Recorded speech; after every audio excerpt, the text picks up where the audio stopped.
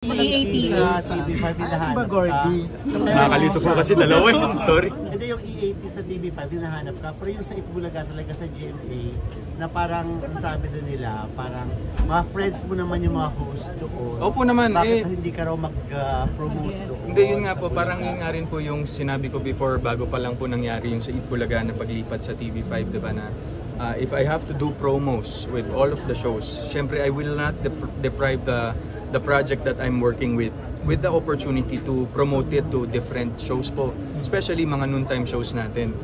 Pero right now po kasi parang wala pong sked na napag-agrihan regarding sa guesting, kasi ang gusto nga po is dalawa po kami ni Miss Sharon lagi na mag-guest. Doon nga lang din po sa TV5,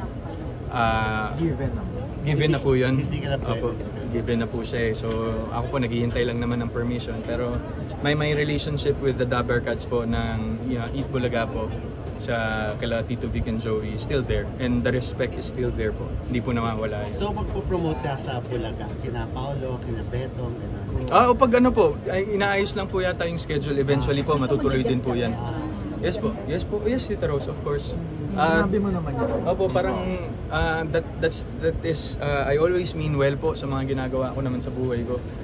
Hindi po ako para mang-apak or tarnish ng relationship po na nagkaroon ako sa mga nakatrabaho ko po before, most especially Itbulaga, na ang laki ng natulong po sa akin talaga.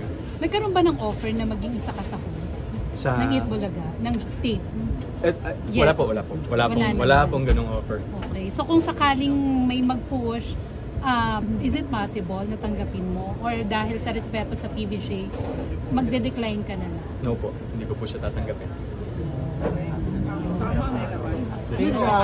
Yes po. Merry Christmas. Ito doon. Pulang araw naman, ano Yes. na yung preparation? So, yun nga, pulang araw coming soon, January 2024. Parang next year mag-start na ako mag-taping doon. Sa ngayon kasi nagsistart na sila, pero puro bata yung sinushoot eh.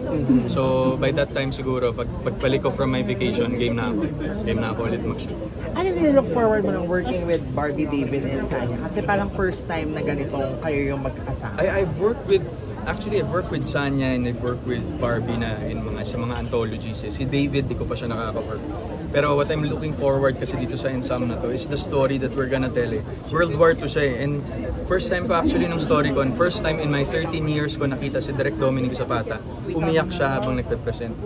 Ganon kabigat sa kanya yung concept. And parang, come to think of it, yun din yung na-realize ko na if not for the sacrifices of the people during World War II, of the Filipino people during World War II, we won't be experiencing this freedom that we have right now.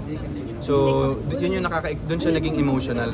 And then there were anecdotes of different personal stories ng mga taong nakausap niya na sobrang nag-fuel sa akin para this is actually one of the most important teleseries for 2024.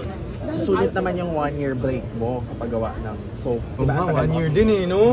Puro peligro nga tayo, no? Hindi, well, nakakamiss din. At kasi parang nakasanayan ko yun na yearly, meron tayo nun.